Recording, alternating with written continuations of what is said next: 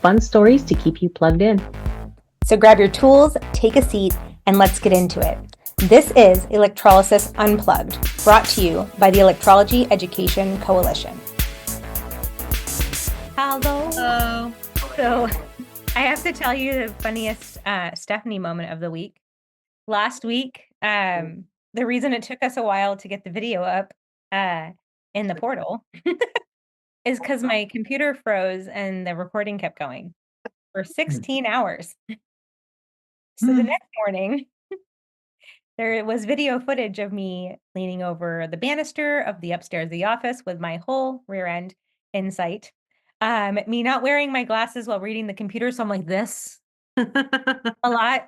I don't even want. I'm glad that Joni deleted it before I could like subject myself to seeing what other dumb things that she got to watch. But there was a whole lot of that master just recorded. So It was taking forever to buffer, and I didn't realize why until I saw it was 17 hours long. I literally cannot believe that my computer did that. Thank goodness we're at home today. That wouldn't happen here. I'm like, are you for real? Joanna, do you want to go over the questions that went into Thinkific last night or not Yes. last And week? thank you for those of you that used the question submission. So we get those and they all go in the same place. So Oh, it's it's great so and helpful. easy. Yes. Okay, so let me read. One was the pretty long one. So let's see here. Okay, so when we advertise off/online using the phrase free consultation with sample treatment, how do you explain it to new clients? Then it says, side note, I'm so grateful for my electrology instructors, Kelly, Liz, and Stacy from IDEA. IDEA is in Oak Park near Chicago, Illinois.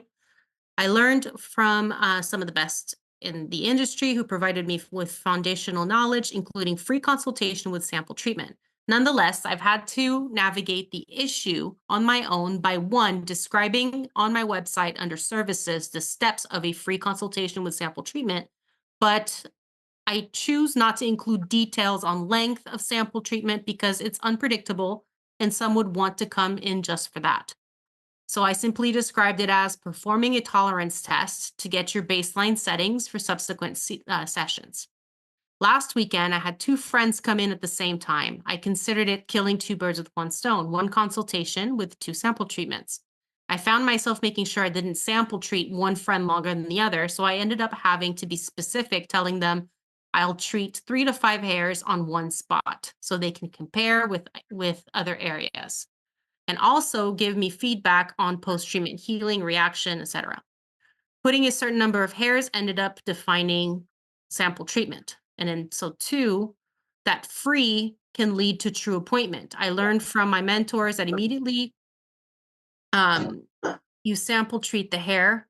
That's when you ask the client if they wanted to just do 15 minutes. And so most of the time they say yes. So I guess it kind of goes into what do you define as like the sample treatment for your session? And so like I've had, I guess we can put this kind of situation too. Some clients come in for electrolysis and maybe they only have 15 minutes of work. And so then do you do it for free? Right. And or kind of testing it on certain areas or whatever it is. So how do you define that on your website or to your clients or however it is so that you maybe keep it loose enough to be able to be customizable? I no longer do free consultations. And Mhm. that's the easiest way to say this. I do a discounted first treatment with a consultation. So what they get is they get 15 minutes for $35 versus 55. Okay. And that is including a 30-minute consultation. So basically 30-minute consult, 15-minute treatment, and it's $35. Sometimes we obviously get done with the consultation faster, depending on where they've come from. So that might take up, 30 minutes of my time. That might take up 45 minutes of my time, depending on how much knowledge was interchanged over the phone with like my Mhm. spouse, Michael. I used to do free consults all the time, and I will tell you, I promo them as free now. So for example, this last Saturday, we had something here in my town called Girls Night Out, and it's a fundraiser for domestic violence victims. Okay. And so all the businesses, we line up, we give out passport cards for each person to come in. and they can get something free from our business, or they can get something discounted from our business. And all that money that's generated goes towards this nonprofit. Okay. What I did all day long, and this built me all day. It was a very rainy day, so it was 25 leads that I got to be my new models and clients in the office. For me, what I gave them was a waiver for $35 off that consultation, which then becomes free with that, and that 15-minute treatment becomes free. Mhm. So why did I switch off of doing free consultations? I was finding that patients were had such a drastic difference in their understanding of what we were going to be doing. I also wanted to see one, how the skin was going to react. I wanted to see what it was going to look like with a larger clearance pattern. I wanted to try out different modalities on them. If I was going to see like what their growth rate looks like at 3 days versus 4 days versus 2 days. Those are all things that go into that. But that's my standard fee. For insurance, it's charged for insurance time. I usually end up making about $55 to $100, depending on the consultation, in that space, whether it's 30 minutes or an hour worth of consult. We're looking at that portion of that. And that's just my segment of it. That's not necessarily what we contract with the insurance company. That's just what I take from that space, and the rest of it goes to like my medical biller and my medical director. But I stopped doing free consults. It also helped me with keeping more consistency in the schedule, because people, when they pay for something, they tend to show up. Mhm. Um, so that was and our value is there, right? So will I give it away for free? Absolutely, right? And it's easy for me to be like, oh, $35, no problem. Taking that off, right? Especially if I can gift it to their friend. Mhm. Um, then I will do that. Otherwise, it's $35. And that's what my cancellation fee is. So I'm Yeah. basically using my cancellation fee dual. I do free consultations with the sample treatments, but a lot of the times I kind of recommend it, especially when somebody's new as an electrologist. And the main reason for that is because maybe you're going to be slower in figuring out your settings and your probes and, getting your flow on a certain area. And so it was kind of a guilt-free way for people to be able to start with a session and to figure out your settings and take 15 minutes to remove 3 hairs. If that's what ends up happening, then then it was fine because it was free. Mhm. So when it was, somebody who's new who really just kind of needs to get going, it was a good way. I would kind of tell, especially with my staff, it's just like, you've got 15 minutes, it's free. They're here for that. Figure out your settings. And when they come in for the actual paid session, then you've got a starting point. So it's just a lot easier to get going from there. That's also I a very good point on that one, because it gives you your baseline. I'll tend to skip. I don't even advertise the free sample treatment, by the way. Mm. So my consultation doesn't have anything that says anything about a sample treatment. So I kind of choose to do it or not, depending. Sometimes I think it's good for clients to feel what is going to be happening, especially if they're kind of like unsure. And so then I'm like, let's try it out. Let's see how you feel with it. And so then I'll throw in a sample treatment. If a client is on the phone trying to bypass my consultation, saying, I've had it done for 30 years, I just need 15 minutes. I say, okay, that's fine. I'll book you for 15 minutes. I do the consultation and then I do 15 minutes and I charge. So I can kind of choose how I'm going to spend that time, whether I give it to you for free or not, but it's not advertised anywhere. I don't say anywhere that it comes with a free session. Yeah, I think that saying anything for free, Yeah. it sets you I'll up. say free consultation, but I Yeah, won't say with a 15-minute treatment. I don't usually put that in there. yeah. The other big thing when I'm thinking about the setup is, for mine, I also have them go home with like a before procedure, after procedure kit. So, if they're a body work client, they're gonna get an exfoliation glove in there just so they can kinda, like, get some of that dead skin off before I see them in 2 weeks. They're gonna use that, a week after they see me, and then it's a week I see them a week later.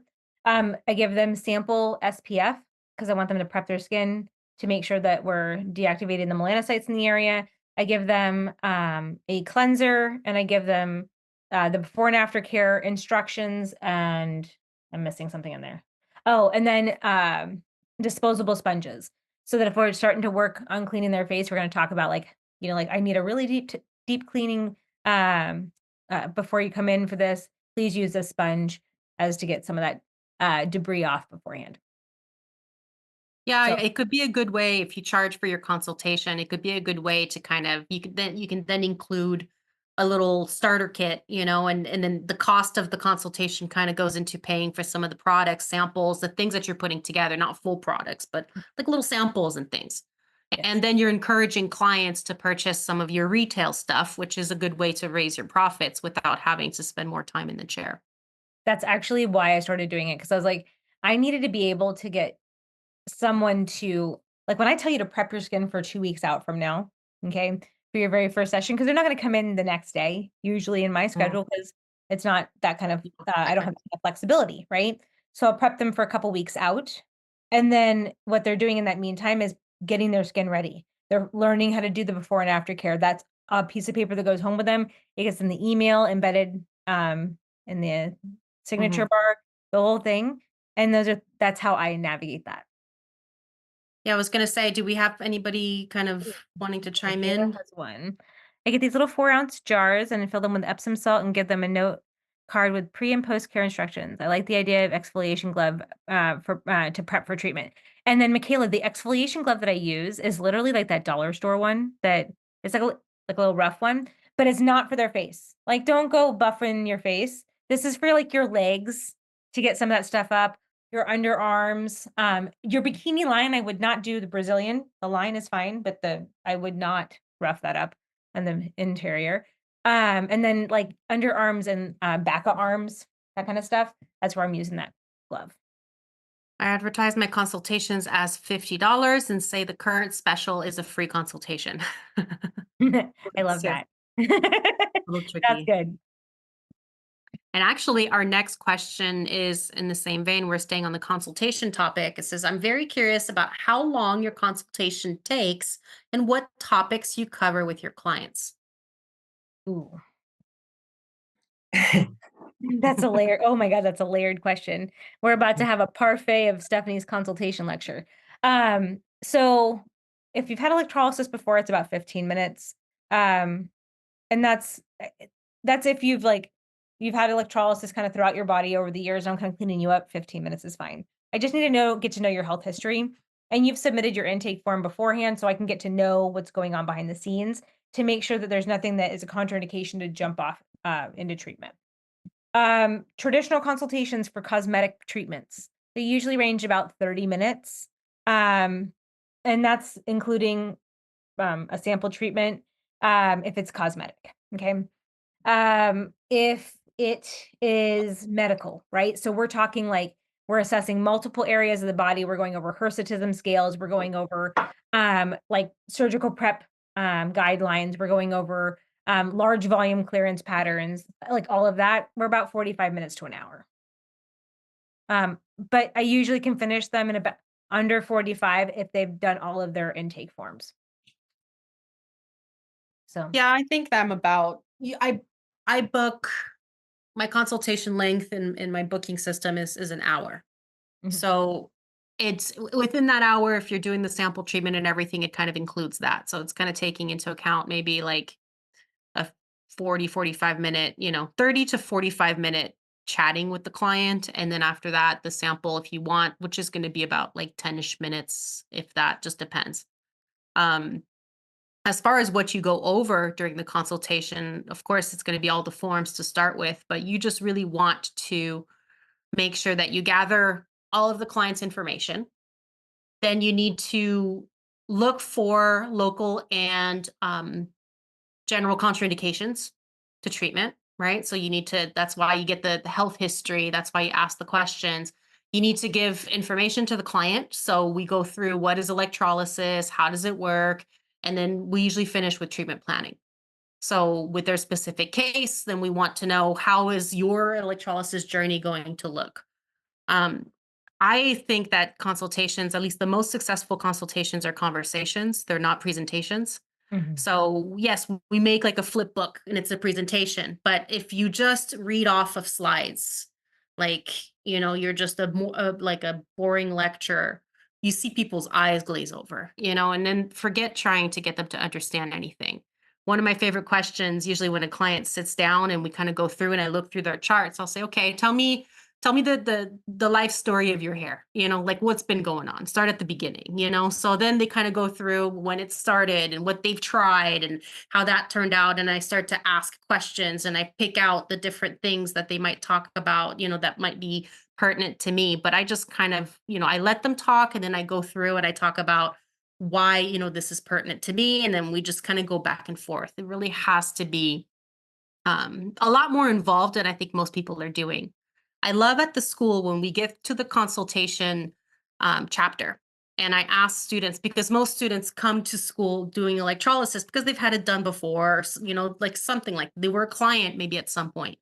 And you ask them, okay, like you've seen 5 electrologists, you've seen 3. How many consultations have you had? And then most of them, it's just crickets, like I've seen 3 electrologists, I've never had a consultation, or I didn't have one until my last electrologist. And, or um, they had maybe consultations, but it didn't sink in or whatever it is. There's kind of a lack out there, I think, with Mhm. proper consultations and talking about the right information. And it's not a good thing for sure. For those who have their video on, if you don't mind showing your hands, did you guys ever feel comfortable with public speaking before becoming an electrologist? Anybody feel okay with that kind of stuff normally? Okay. It's one Jane's of those good. ones where it is, if you don't practice it, it's very difficult for a lot of people to do. And so, what I find is, as an educator, and I'm sure Johnny are the same way, most individuals are, they get into that consultation and they're stuttering and they're getting stuck and it becomes very difficult for them to just get the information out there. And so, and it's not that a lack of you knowing it, it's just that nervousness of talking. I definitely think that my story is unique, because my mother hired me to speak on her behalf at, consultations at transgender conventions, but before I graduated high school, because I've never felt uncomfortable doing public speaking. Usually my stuttering or getting stuck on something has to do with whether or not I've had enough sleep, right? Because if I'm energized, we're good, right? But if I'm not, then, it's done. So, I've done that for my whole life. And I know that that's a very difficult thing for a lot of people to do. Practice in the mirror, practice with your friends, practice with, um, clients you've had on the table before, that people that you've gotten comfortable with. Um, role play. Role play in school, grab your classmate, do the same thing there. That all benefits you to get really comfortable with giving that consult, and it gets shorter and shorter. My Mhm. medical consults, they like when we started off in insurance this year, I was probably right about an hour. And now we're kind of like sitting at about 40 minutes. Okay. And that's because I got to the point where I was like, no, no, no, I'm not going to book your consult until you've submitted everything I need so that I'm not having to look over this while we're in front of each other. Um, Melissa had asked, like, what do you do to prep the skin before treatment or face treatment? For myself, I do a hydrating cleanser, a moisturizer, and an SPF that's mineral based. Um, I don't think you have to do a ton of stuff to your skin. I just know that most people do nothing. Mhm. And I like to create kind of I want to prep the canvas before I paint it. Does that make sense? So I want to make sure that like we're filling in the gaps of hydration and just getting a baseline, making sure that they're not getting post-inflammatory hyperpigmentation as much if they're using an SPF. Those are all really important in mine. Giovanni, do you do anything different? Like prepping the skin when the clients are laying down on my bed, or like as a Um, pre-care? well, it wasn't specific on that. So, Melissa, if you want to hop on there and say further, I, l- I love these answers that we're getting in the chat. I'm totally here Before for it. treatment. Most likely it's when they're at home. Yeah. I just like them to come with a clean face as much as possible, to exfoliate, not to the point where they're taking off a layer of skin. Sometimes it's like they're trying to do a month's worth of exfoliation in one shower. God, So, it's like a little bit at a time is good enough, but no Korean spa before you come in. Like, so none of yeah, that. hydrate, moisturize, exfoliate. I, and then the usual, stay away from the salicylic acid and retinols and, all that kind of stuff that might be drying out the skin before they're coming in for a session. But it doesn't have to be anything overly complicated, So I if it's too complicated, they're not going to do it. Forget it. I feel like 3 steps is kinda like where we need to be. When it comes to exfoliation, be careful with the exfoliations that they're doing. If it's a lot of chemical turnover, that's gonna impact you. I would say that, there are a few out there, and I can't think of them off the top of my head, that are like pro treatments, but I know like Cetaphil has a really gentle exfoliator, that You I can do an enzyme an exfoliator because enzyme, yeah. Alaline has the Enzyderm. It's an enzymatic cleanser. It's good for sensitive skin, so like it doesn't have to be a mechanical exfoliator either. The other thing that to consider on this is, if your client is getting their skin prepped for treatment, they're also doing stuff like making sure that, um, if if they have a lot of, like, impacted hairs, stuff that is, just really stuck in there, helping me with doing, like, some simple steaming of your face. I'm just putting a bowl of nice warm water underneath there and kinda helping to, like, just massage it with a washcloth out of there so it can kinda pull to the surface. Nothing that's, like, gritty, just a softer, washcloth that's gonna help. Those are just little simple things that you don't have to be an esthetician to go after.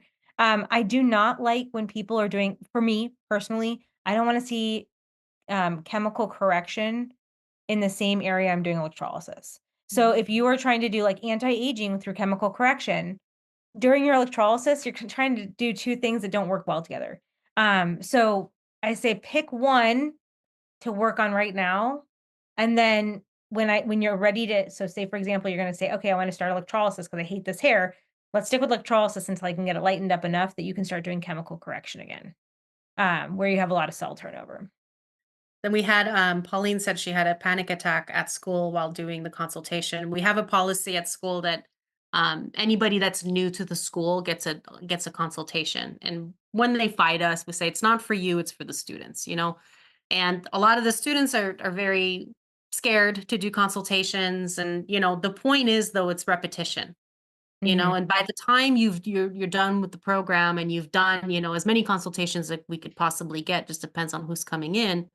Hopefully, you're more comfortable with whatever it is that you have to do, because it's like if you open up your own business, even if you go work for someone else, most of the time you get funneled the new clients to the practice, right? Mhm. So, or it's all going to be new to you, and so guess what you're going to be doing for the first couple weeks of your new career? You're going to do nothing but consultations. Yeah. So you might as well like bumble your way through school, like stuttering and making mistakes, because who cares? The at school, that's the place to do something like that. Oh, yeah. Michaela, I love that. I practice on my kids and they would ask me questions. I love that because kids are so inquisitive. I had somebody come in yesterday morning before the students got in there for just random chin hairs, and they had a 5-year-old in tow, and the 5-year-old was like over my shoulder, and the mom's like, "Is this okay?" And I was like, "Yeah, I'm okay as long as the kid's not touching you or me during the treatment." Because they're curious, right? And the kid's like, "What are you doing?" And, like, it was just like, I was literally getting grilled by a 5-year-old about mom's chin hairs. And I said, "Does it make you feel weird that you bring, like, your kiddo, who is a kindergartner, to your electrolysis session? Because I can guarantee that this is interesting enough to tell the class. And are you okay with that?" And she's like, "Oh, yeah, I already know, everybody knows this is happening because my kid does not shut up about it." So, I think that's a kind of a cute thing. Pre coming into the office, I'm glad that I saw that. Dextro Action Agala Products has an enzyme cleaner. Yes, that was we talked about. That's a great Anzi option. Yeah. A client So who had an IPL photo facial, how long pre and post for them to have electrolysis? Um, I don't think those really have downtime. It depends on what kind of IPL it is, but most of the yeah. time, if it's the anti-aging, it doesn't really have any kind of downtime. Yeah. As long as this because the same thing the client has to do for their photofacial, they have to do with us. So they're gonna have to stay out of the sun and they're gonna be, keeping their skin nice and hydrated and so they can get that to turn over. I wouldn't even worry about it. In fact, with right now I don't have laser in my practice, but with the laser in the practice, I would do electrolysis at the end of the session. I would do a laser session over the area that the electrolysis could not see. And it is photo rejuvenation at that point, as well. So, you just really have to, hone in on that, understanding. I don't think that if somebody's going between your office and somebody else's office and you don't get to communicate with that technician, I think that there could be things that the client has forgotten to tell you that they might be doing additionally to a photofacial. So I would just ask, is there anything in addition to your photofacial treatment, products put on the skin, um, home care that you're doing that you don't think is a big deal, but it might be a big deal to me? Has anything that changed? And then that's what I'm really going off of. But Yeah, I light-based guess if treatments they're are in the your office and you're doing both modalities, you have control ultimately over what settings, what everything that goes on. And Michaela, it's not that you couldn't do it the same day. It's that if something goes wrong, then whose fault is it? Is it the electrolysis or is it the laser? Yeah. Because you don't have full control over whatever's going on. So for that reason, so I'm saying there's no downtime. There really kind of isn't. But at the same time, I would rather separate the two procedures to make sure that, your skin heals completely from one before you go do something else. Because unlike in Stephanie's case, you don't really have control over what's going on. And like she said, things might be falling through the cracks. Yeah. And clients forget to tell you a lot of things. Mm-hmm. I mean, forget, it's another thing. It's not always an actual forgetting. It's sometimes like, well, I don't want her to stop doing my electrolysis. I'm just not going to tell her I did this. And then they come to you, they're like, hey, I was like red longer. I had pustules. And you're just like, what else are we doing behind the scenes? Right. And that's when you have to kind of like start really picking it apart. I definitely will say that if I'm going between two practices, I usually wait 2 to 4 weeks, depending on their Fitzpatrick.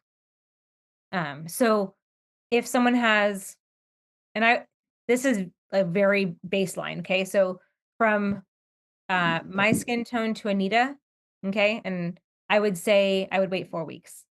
From my skin tone to Angie, or Haley, I would wait 2 weeks. I'm really on the cusp, and I do hyperpigmentate easily, so you would do test pulses on me. So, does that help? Yeah. Okay. I'm glad I was forced. Would I treat the same day for the what we just talked about? Okay. Yeah, absolutely. All day, every day.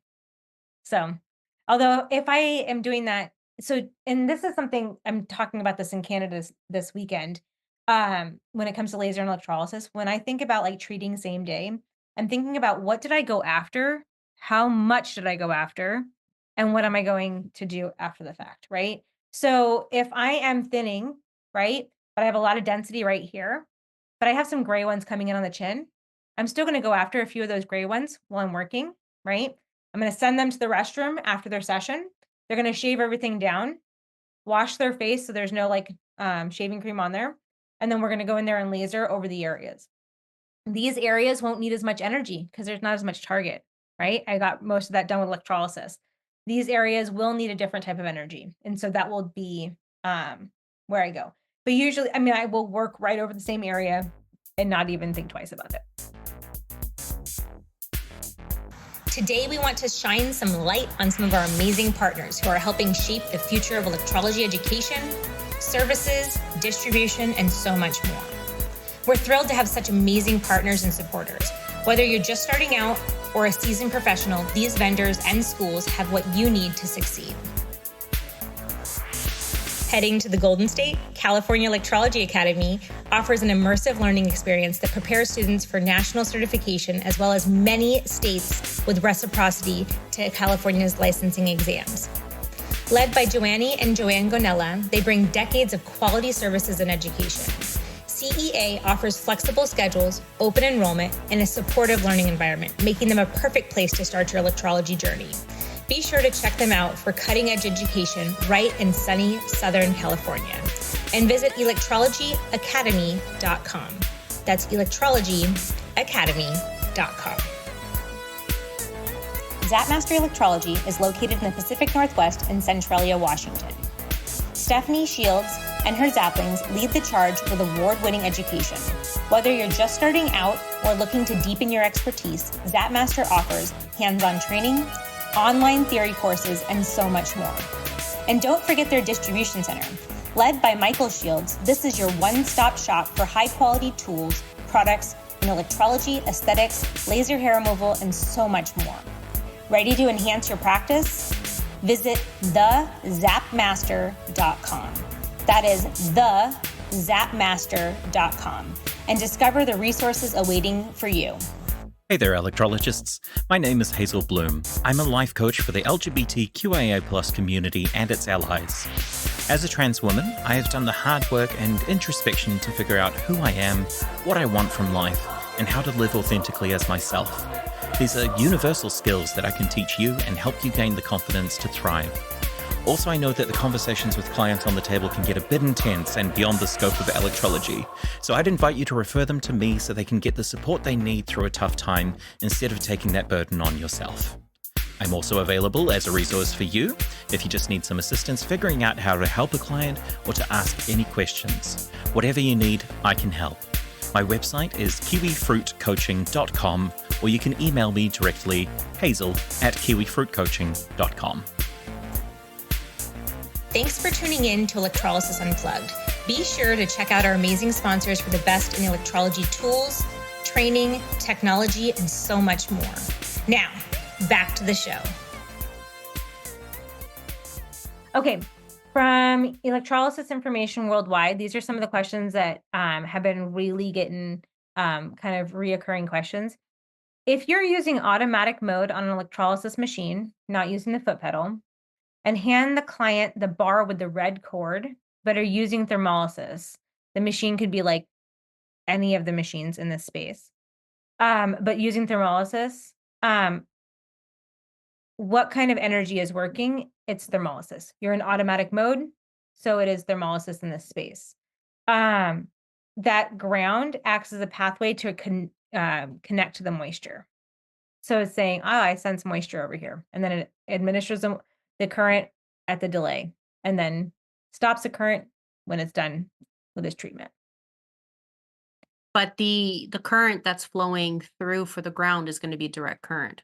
The current So going to you're the ground is doing both, like sometimes I guess if there's like a contraindication to direct current, that is like bad enough that you really can't do any kind of direct current. Keep in mind that doing auto mode is doing direct current. So it's not full blend. It is direct current creating that connection. Yeah. But you're doing thermolysis. Your connection is direct current. Does that make sense? Yes. And that's how you get that connection to happen. But if a client has a contraindication, I wouldn't be handing them a ground ever. Yeah, anytime you're giving them the ground, just know it doesn't matter if your hair removal method is thermolysis or whatever else. If you're handing them the ground, automatically you're doing direct current. Mm-hmm. There's no direct current without the ground. Correct. The other question, how many clients do you typically see per day, and how often do you take breaks during that day? So, Giovanni, what's your client load looking like on a busy day? Or It's 10 to 7. I don't take lunch breaks. Oh. So I never really have, but you'll be proud of me. I used to not even take buffers. Okay. So I used to stack them, and it was a 10 to 7. And I would, at the end of the day, I think I was like, the hair's everywhere. I'm probably, got questionable things going on. But I added the buffer. I remember it must be like 4 or 5 years ago. I finally added the little buffers in between. So 15 minutes in between. As far as I don't usually go longer than 3-hour sessions, although I'm going to do a 4-hour on a client in like 2 or 3 weeks, because she's traveling and she comes in for one day and we have to do like a bunch of different areas and then she goes. Oh. So when you have those multi-hour long sessions, do you get up and take a break? Yes. During the And session? I told her as much. Yeah. Because so I booked 4.5 hours for her 4-hour session. Okay. And most likely at the end of that, I may block the rest of the day. I don't know. So in my older age now, I've been shortening my days. I don't like to do as long as I used to do, so it's been doing this for 20 years now. So you get to a point where like I'm not interested in the 12-hour days and all these things that I used to do. So I don't pack a lunch normally just because my office is small and my microwave, if I microwave something, the whole office smells like it. So normally it would be something that's just like quick couple bites to eat, like a power bar or like a protein shake or something like that. So there's reasons why, to that. And most of the time I also don't like get bored. If I have a break too long between clients, I would rather just get it done and go home, so that's how I am. If I had an hour-long break and, just my little leftover, I would get bored. I would call my next client and say, come in early so I can go home. I would rather go home. So it depends, I, I would, I think that a good day is probably 6 hours of electrolysis and then add your breaks in there, however they work out for you. When you start to get longer than that, like, it's hard to sit, you're uncomfortable. What I would notice is that at the end of my days, my last client, because I wasn't comfortable, I couldn't sit anymore, like you're tired. I wasn't doing my best work. And so if you're not comfortable and I'm just kind of like at a point where all I'm thinking about is that I'm uncomfortable and I just want to go, I feel like I was not doing as good a job on my last client as I was doing in the morning. And so that to me was like, your day's too long. So I just cut it an hour. I want to make sure that my last client gets the same treatment as my first client. So whatever that means. When I first started out in electrolysis, I was doing 10 to 12-hour days and I would stack them. Yeah. And I would say it was a 10-hour day with like 2 hours of running behind. And Well, that's what happens when you stack them. Like it's physically impossible. And so you would drive yourself crazy. At the end of the day, you're late for everybody. Mhm. It's like you wonder why your dentist or your doctors are always 2 hours late. It's because they're not putting buffers in they're not even that, they're even stacking clients. Yeah. And so it's impossible to be on time. There's no processing time in electrolysis. Like, there's not like you get to like put bleach on this person's hair and go over this person and do a blowout. That doesn't happen in our industry. Um, so so I started out with 10 to 12-hour days. About 10 years ago, I started going to like 8 to 10-hour days. Um, and then I would say probably about 6 years ago, I started putting in like buffers and I started putting in lunches. You guys, I lived off so much soda in my early years. I have no idea how I ever did a good insertion. I was just like, nah, like I just sugared up and like caffeinated and ready to go. And like I still have caffeine. It's not like I don't have caffeine nowadays. I just, live off of like a little bit of caffeine. But now I'm kind of like, I don't really do a lot of electrolysis full time anymore in the sense of like my own schedule. I usually do like one day of my own schedule and then the rest of it it's with this letting the students take over. And I might have a patient here and there throughout the day kind of to keep those observation hours going, but no more than like 5 hours in my working day of actual epilation and I have a lunch in there.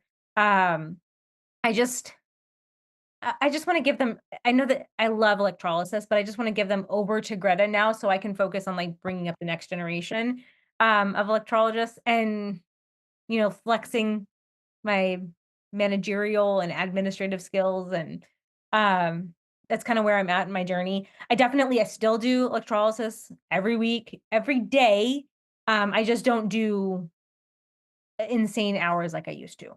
And I feed myself. A lot of you guys know that like you guys have seen me over the years. I did bodybuilding for a really long time and powerlifting, and so I am eating every couple hours just for my insulin resistance kind of thing. It's just we're no longer living off of soda. So all those little things factored into my day. I do eat a lot of easy foods because I don't like the smell of food being cooked in the office. I'm like Joanne in that one. I'm like, ugh. Uh, I've when I was bodybuilding, getting tilapia and asparagus, Yeah, heat that up at the office. Maybe throw some onions on top just for fun. like, oh, good. Yeah, that was not ideal. I would have to like heat up my food and bring it outside and then like open it outside, eat it outside, and then go back to work. It just was, it was, Yeah. I mean, if you so have a lunchroom, then great, do whatever. But it's just when it's kind of, yeah, there you go. Add some Brussels Brussels sprouts sprouts. on Let the me tell you side. something. I love some Brussels sprouts. And like Half the time I use the room spray in my office, not because of the bathroom, but because of the food smell. And it's not because it smells bad, but I hate when clients come out of one of my other treatment rooms and I was like, what's that smell? It smells so good. And I'm sitting there in the back like a You're like- gremlin, eating eating something. So I would rather keep, food smells away from the office, honestly. And I mean, it's so hard to sneak away and have food in a smaller space too. Everybody is part of your lunch at that point. If you have two, I love this, Anita. If you have 2 rooms and an assistant for pre and post prep, you can switch rooms and you can stack the day with minimal delays. Sure. Yes, absolutely. But what are you charging in electrolysis to make up for that extra body that you're paying to do that? Like, and if you have 2 rooms going, you're not making 2 rooms full of money. You're making like essentially 1 room, but you're just moving back and forth. So one's always prepped. Totally cool. I'm like not knocking it in the sense of like if that works, yeah, you could, you know, minimize your delay that way, but you are going to be paying somebody probably $15 to $20 an hour to be your assistant, unless they're already an electrologist, right?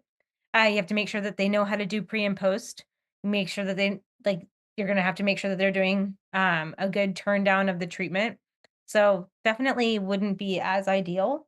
But if there's multiple people working in there, absolutely. Everybody's always switching back and forth. In Rooms are always Malaysia, going. first of all, some of the buildings are very cheap for rent. So you get a big space, then you can just partition it. And labor is also cheap. So it's like $250, probably $200 a month the laborers get. So yeah, so you can engage a girl for $200 a month, the whole Anita, day. what's the rate for electrolysis? What's the going rate for electrolysis in Malaysia? Well, I'm the only one, so I charge $100 per hour.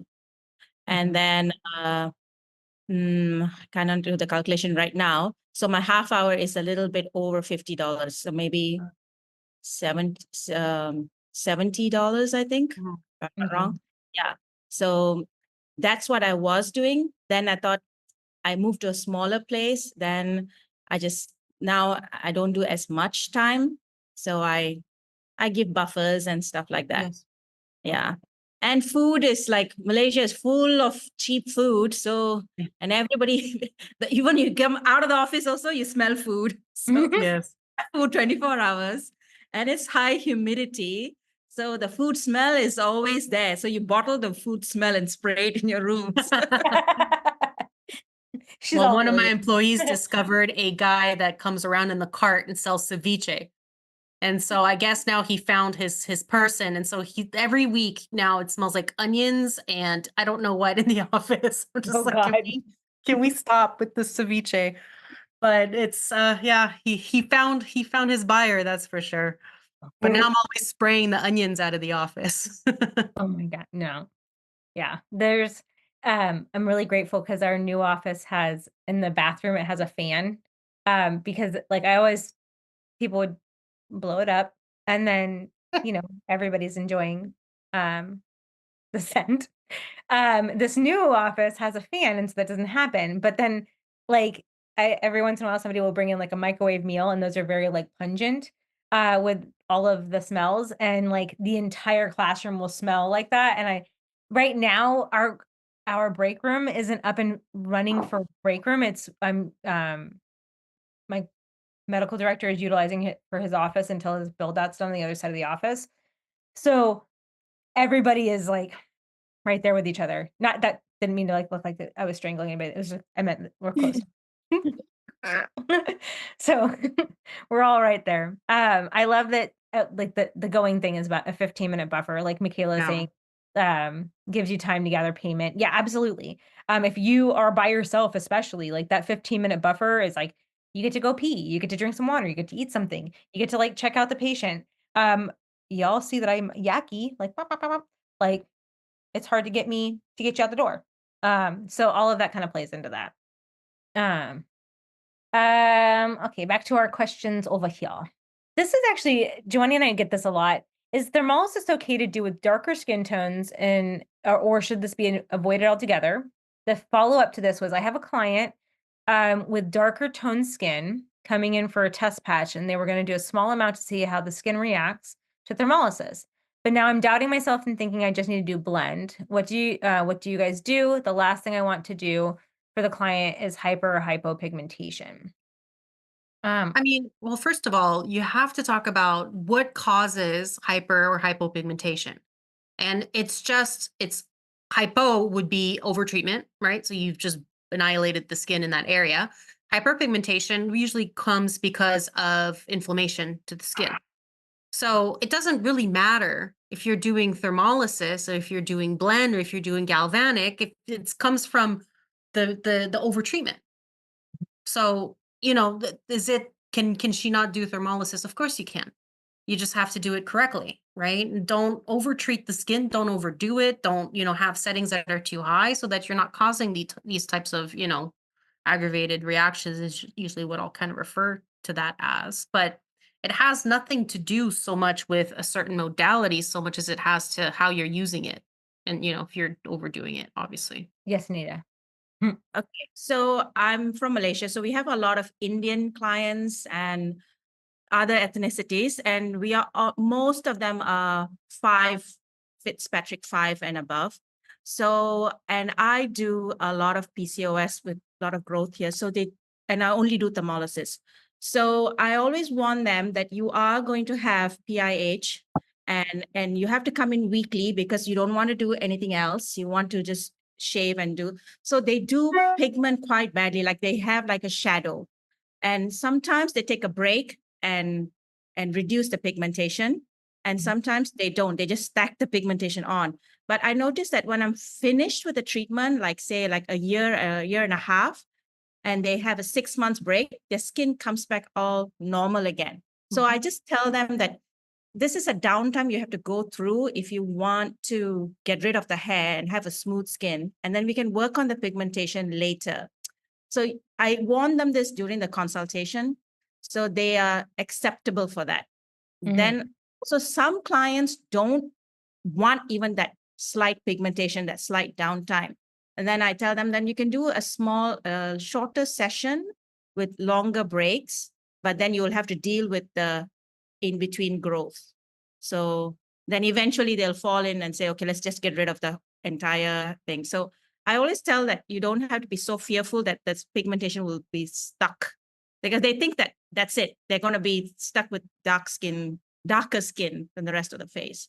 So I always find after 2 years, it all comes back one skin tone after that. So I don't think there's a fear there.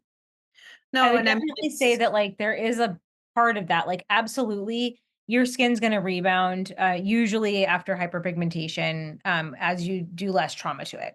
However, melanin has memory. Okay. That's why people do base tans before they go to the beach, right? Because if you went to the beach when you had not had any heat to the area and then you burn like a lobster, right? So super duper red. So a lot of times people will build a base tan so that their body can accumulate the melanin without causing a burn, right? We are creating a controlled sunburn in that follicle, right? And so if somebody is going very aggressive, that might take longer for that melanin to get back to like a kind of an equal state. I definitely, in time, it will usually recover.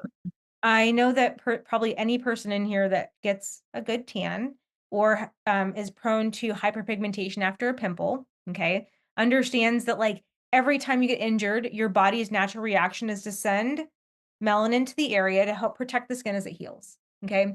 So if you are going through something that is a controlled trauma, okay, we are doing trauma to a follicle, right? But it's controlled. We understand what we're doing. They have to understand the flip side that like until that trauma is no more so that your skin can start to heal, it will. There are individuals that like it takes a lot longer to go away. And especially like in laser cases or like IPL cases, just because the sheer volume of space that you're clearing out, it takes a very long time to go away. And you have to stop all treatment together for it to subside completely before you resume treatment. So there is weird spaces here that you will see in our industry where individuals will say like, no, wait for the hyperpigmentation to go away before you resume. And then you'll have others like that are like, listen, part of trauma response on your skin type is this. And you have to be prepared for it. Now, I don't like to see hyperpigmentation, which is why we go back to that whole, prepping the skin beforehand as much as possible, because if the skin is prepped, that is reduced. And I mean, most of the time, these clients that are coming in, if they're that prone to hyperpigmenting, they probably already have some on their face from tweezing, threading, waxing, ingrowns, So it's like they're coming in with that kind of situation happening already. And Mm. so most of the time, even if they were to stop and then they start tweezing again, doesn't mean the hyperpigmentation won't, persist. As long as the hair is there to cause the problem and you're causing inflammation in the tissues, you can get that aggravated skin reaction. And that sometimes that scar can last forever. I mean, like I've had when I was a grade schooler, I had a severe sunburn that happened on both shoulders when I was in Mexico. And to this day, I have two distinct lines where every time I tan, you'll see those spaces because my melanin kept that memory there, right?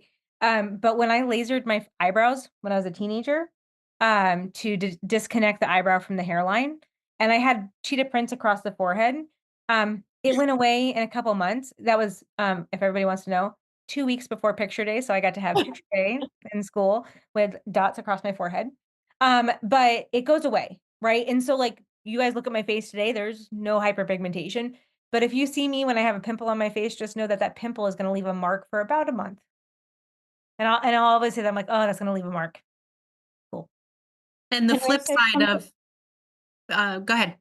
I was gonna say, on the topic of hyperpigmentation, I always remind people, like at the end of every treatment, that I do my part with my skill and expertise and experience to prevent any kind of hyperpigmentation. But once they leave my office and I'm not there to say, stay out of the sun or did you put on sunscreen today?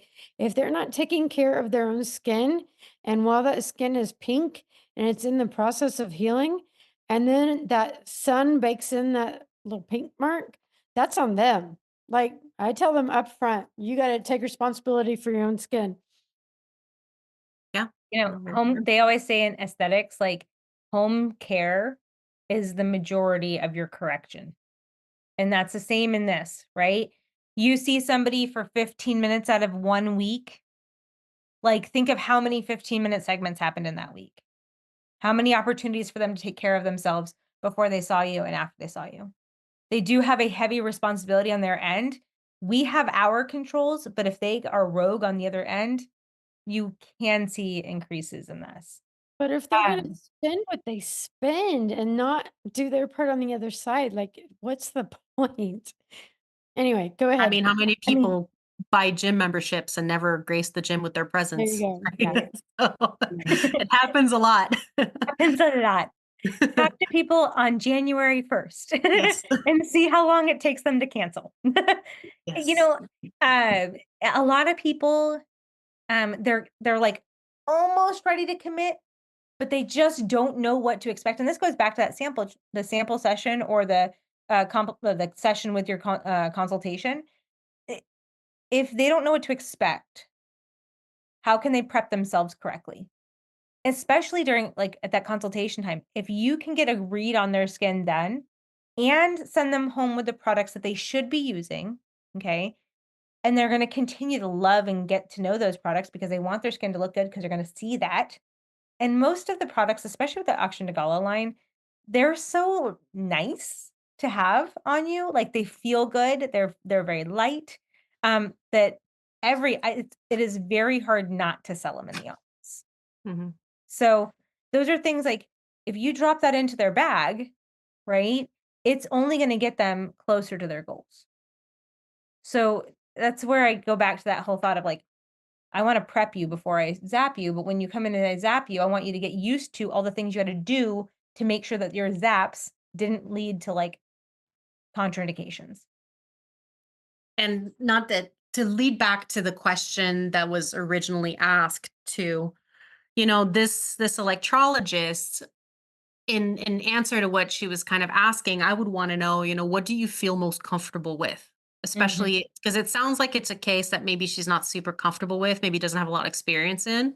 Mhm. And so is thermolysis normally what she tackles most of her work with, or is she more of a blend operator? Because if you're trying to do something new on something that you're not very comfortable with, I don't know that it's the right space to experiment, especially if you have the possibility of hyperpigmentation on a client like that.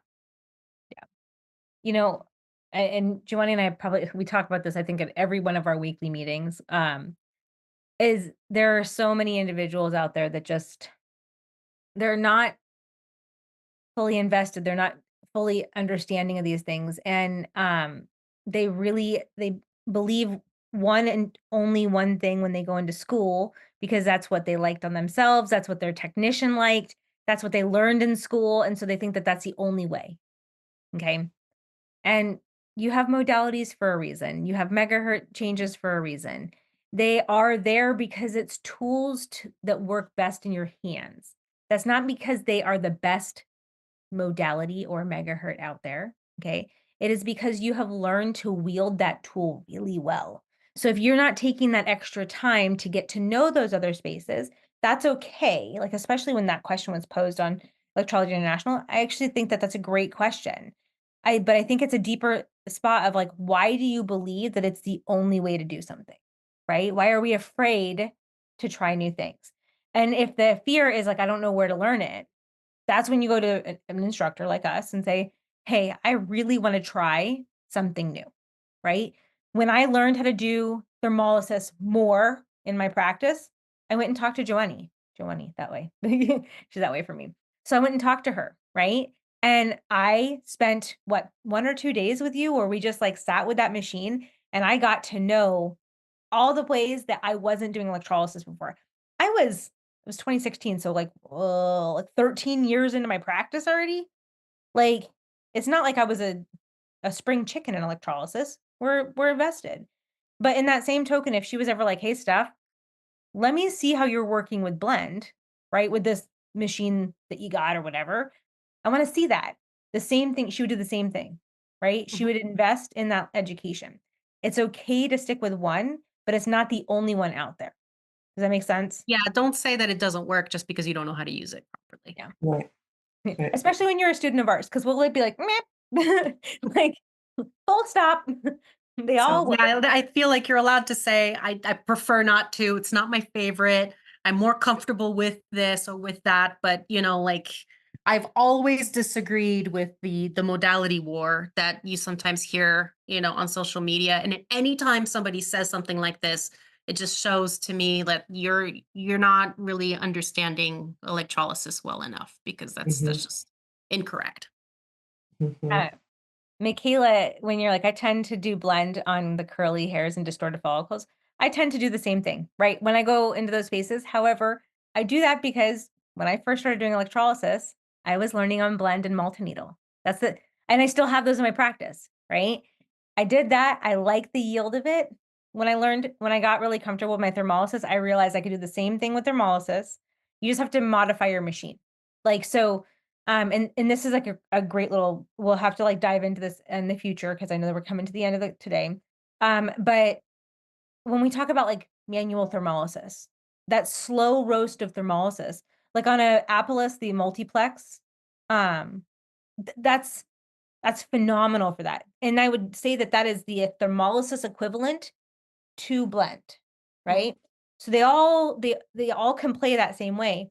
I really struggle when we know that somebody has a contraindication, right, in those spaces, to not proceed with other modalities, because that means that you can't really, you're stopping yourself before you can start. So like I'm the same way. I usually will stick to blend after my like few clearings in, and that's what I kind of break down the rest of the way. The first few clearings, I'm either doing laser hair removal or thermolysis because I want to blast out as much of that as possible so that when I go back in there and I work in that control, when we're talking about the staircase model before, I'm doing it in a way that is more efficient for what I want to do in that space. So that's a big thing. Before we scroll out here, I love though that critical thinking. Stephanie, could you bring next week one of your bags that I give my clients to show them? Yes, I can. I can even post it online. They're just like, I actually got the bags out of all places. I got the baggies off of like Temu. They're just like these cute little Mylar bags, and I just stuffed them with all the things that I love. Okay. And that's what I did. Now, I did the bags there because they were pretty. You could do a Ziploc bag. It's still cool. You could do a satin bag. Still fine. Only products, just make sure that it's whatever containers that you're putting samples in. If you're taking it for a big back bar, is meant for liquid. Because dry products, it'll dry everything out. What I did once for bags is I had a stamp made with my logo. And then I just bought like just the paper bags, the little like gift bag looking things, that maybe like cheap ones. And then I would just stamp the logo on the front. I love A that. bunch of bags. And so It's that actually was kind of an easy way to get some advertising on your stuff. the same thing, like my little place that I got my tea from. I don't think that it's actually going to show you guys. They do the same thing. They stamp plain white cups from Costco with their little coffee stamp. It is just it's an easy way to give you your stuff. So I put the before and after care card in there and all the other stuff. Michaela, I guess we'll finish with yours. Do you have to include an ingredient list? I would have it so you can show clients because there are allergies, especially like grapefruit, for example, which is in some of our products, but it's not a chemical. So for the most part, usually just the name on the product when you sample it out is perfectly acceptable. I would just say that you would probably want to have more information for your clients, especially if you're giving out products and you know that allergies are pretty common when it comes to things like that. Yeah, absolutely. I keep an ingredient list for mine. Yeah. Okay. Well, ladies, until next week. Yes. Great to see you all online today. And we'll see you Tuesday. Yep. We don't have anybody coming on next week, so it's just us talking at you again. Lucky ducks. All right. Enjoy your All right, evening. everybody. Thank you. Bye-bye.